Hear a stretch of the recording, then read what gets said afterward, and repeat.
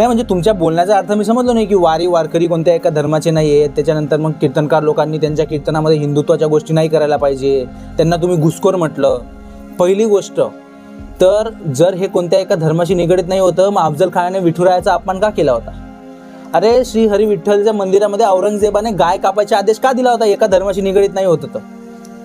पहिली गोष्ट तर वारी वारकरी ज्या देवाची पूजा करतात श्री विठ्ठल, ते श्रीकृष्णांचं एक रूप आहे. आणि कीर्तनकार महाराज ज्या गादीवर बसतात ना, त्याला नारदाची गादी म्हटलं जातं. नारद कोण आहेत? श्री हरी विष्णूंचे भक्त, त्यांचे भक्ती गुणगान गाणारे.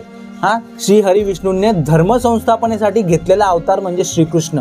आणि त्या श्रीकृष्णांनी जे भगवद्गीता सांगितली ना, त्याचं भाष्य करून ज्ञानेश्वरांनी ज्ञानेश्वरी लिहिली आहे. आणि तिथूनच ही विठ्ठल भक्तीची परंपरा, वारीची परंपरा सुरू झालेली आहे. आणि तुम्ही म्हणता हे कोणत्या एका धर्माचे नाही, हे कोणत्या धर्माचे आहे? हिंदू धर्माच्याच गोष्टी आहेत ना. अरे प्रत्येक कीर्तनकाराने आपल्या कीर्तनामध्ये हिंदू जागरण, हिंदुत्वाविषयी सांगितलं पाहिजे. दुसऱ्या धर्माचा सन्मान तुम्ही शिकवा, समाज जागरण तुम्ही करा, जातीभेद नका शिकवा, पण हिंदुत्वाविषयी तर शिकवायलाच पाहिजे. कारण त्याच्यामुळे यांचं अस्तित्व आहे.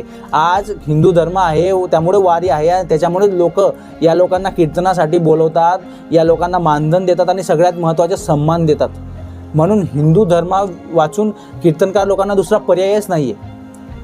म्हणून वारी वारकरी हे सगळं हिंदू धर्माचंच अंग आहे, याच्यामध्ये कोणताच दुसरा प्रश्न उभा राहत नाही.